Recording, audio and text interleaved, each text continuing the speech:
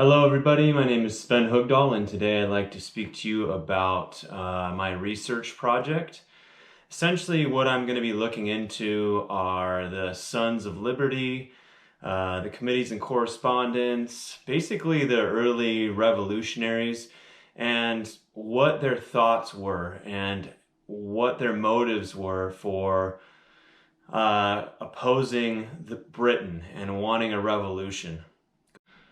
What I'm going to essentially do is I'm going to explain who the Sons of Liberty were.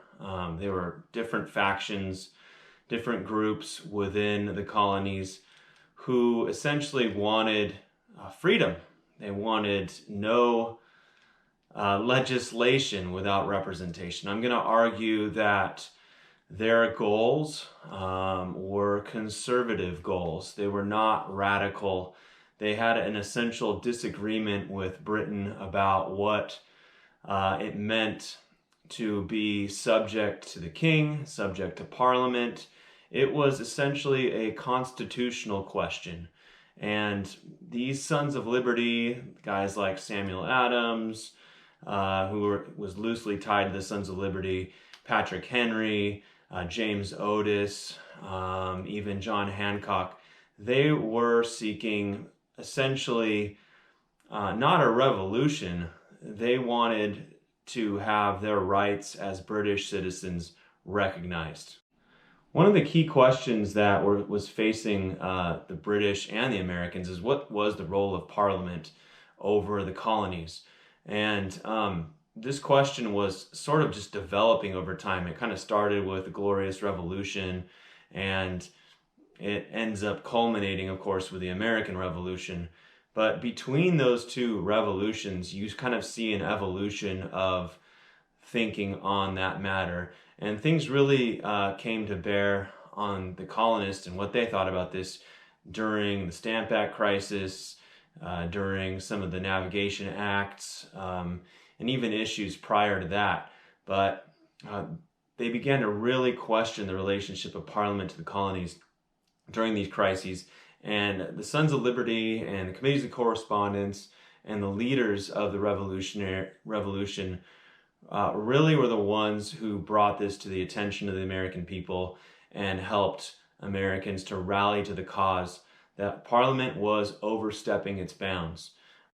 My research is going to depend on several primary sources by James Otis, Samuel Adams, John Hancock, maybe a little bit of Patrick Henry. Also, I'm going to be relying on Jack Green's Peripheries and Center Constitutional Development and the Extended Polities of the British Empire and the United States. This really just gets into the history of the development of British constitutional law and how American colonists began to view those laws.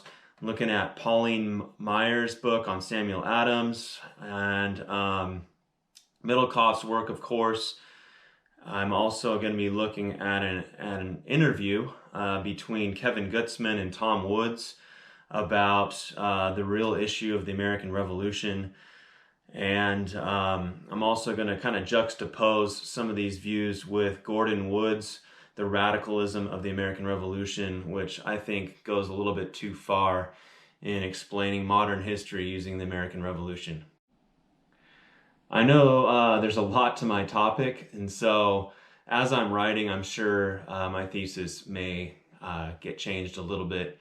And as I've been reading more, I've kind of been trying to focus and hone in on exactly what I'm going to write about. But essentially, I'm going to try to show that the American Revolution and the men behind it, the Sons of Liberty, the committees of correspondence, those famous figures, were really wanting a conservative movement towards recognizing their rights as British citizens. Thanks for watching.